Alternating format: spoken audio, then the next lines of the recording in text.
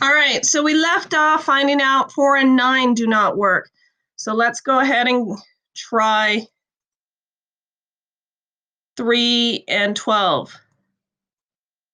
So I'm going to put in 12 and 3. That gives me, the insides give me 12x and the outsides give me minus 3x, and I sum that up. So 12 minus 3 is 9. It's positive 9, and I need a negative 9. So instead of going, oh no, I have to try again, I can go, yay, I've got the right number. I just have to change the order of the plus and minus. So that would make that a minus, not make it a plus. And we would now have the correct order. So now I can go ahead and do 12x minus, or x minus 12 equals 0, and x plus 3 equals 0. Add 12, add 12, x is equal to 12, or subtract 3, and x is equal to negative 3. So in Math Excel, you would write 12, comma, negative 3. And it does not matter the order you put them in. You just got to make sure that you get the minus and the positive in there correctly. All right. You also might get something that looks like this. Again, does it equal 0? Are we in descending order? Do we have a greatest common factor? It is equal to 0. We are in descending order, and no, there's not a greatest common factor. So we'll go ahead and start our plotting.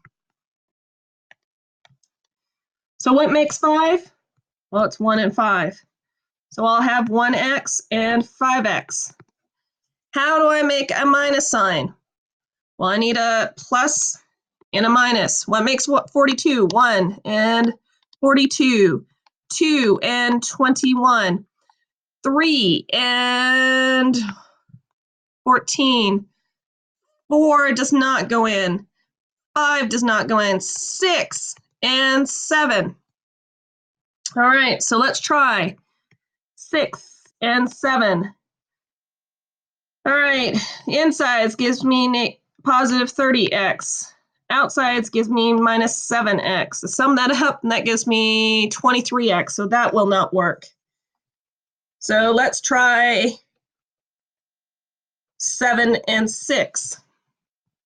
So I got 7 and 6. The insides gives me 35x. Outsides gives me minus 6x. And that gives me 29x, which is not 11x. All right, so I'm going to try again. So that means 7 and 6 are out. Let's try 3 and 14. So here's my 3, here's my 14. Insides give me 15x, outsides give me minus 14x. Sum that up, that gives me positive x, which is not my 11x. All right, so let's try them the other way around. So that's 14 and 3. Insides give me 70x. Outside gives me minus 3x. That does not work either. So 3 and 14 are out.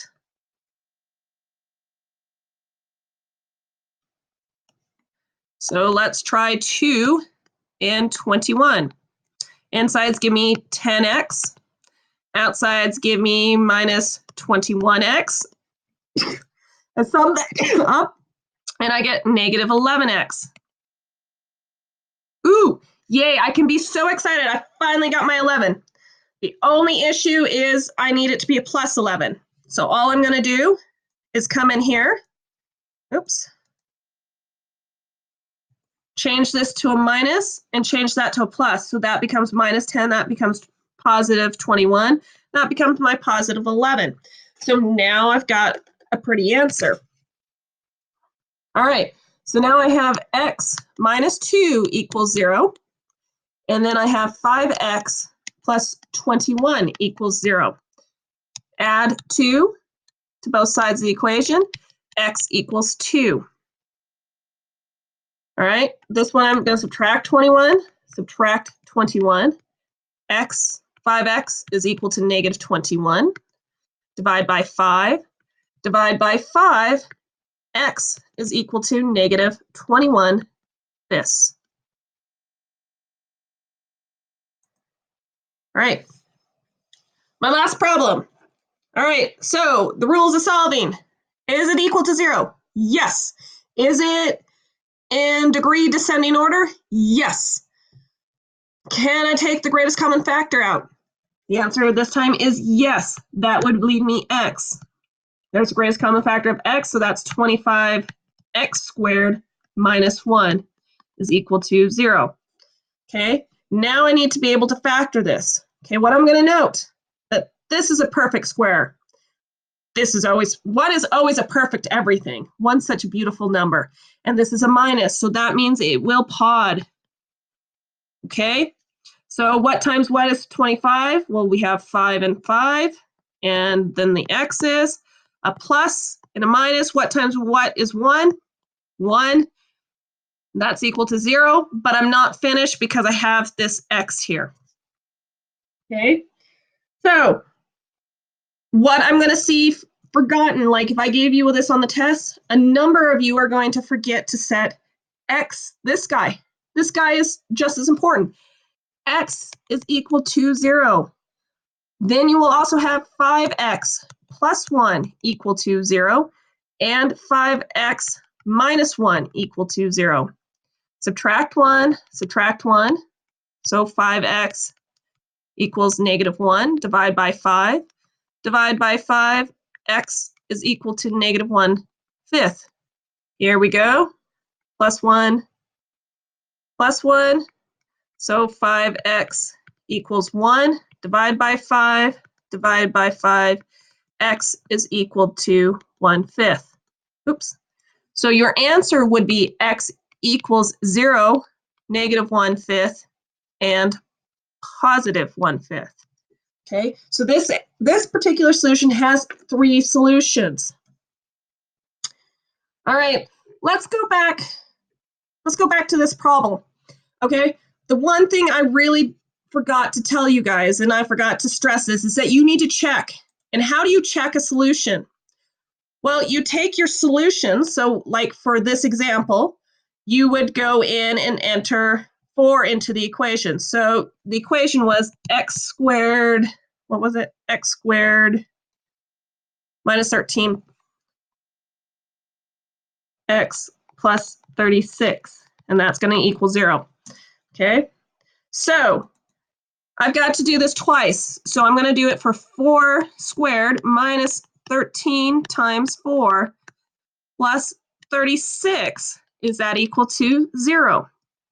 Well, 4 squared is 16, minus 4 times 13 is 52. Oops, that should have said plus. Plus 36 equals 0. You enter that into the calculator, that becomes 0 equals 0. So 4 is a correct solution. Now let's check 9. So you do 9 squared minus 13 times 9 plus 36. So that gives you 81 minus 117 plus 36. Okay, is that equal to 0? You sum that up, you can enter that into calculator. Does 0 equal 0? Yes. So those check. Let's go check this one. All right, so my equation's x squared minus 8x. Does that equal 0? So 0 squared minus 8 times 0 equals 0. That effectively is 0 equals 0. Check. What about 8? All right, so I'm going to have 8 squared minus 8 times 8. Is that equal to 0? So is 64 minus 64 equal to 0? Yes, check. Okay, and you need to check these with all these problems to make sure that you're not making a mistake. And again, it's great to do it in the homework so that you have the habit when it comes to the test. Email me with any questions.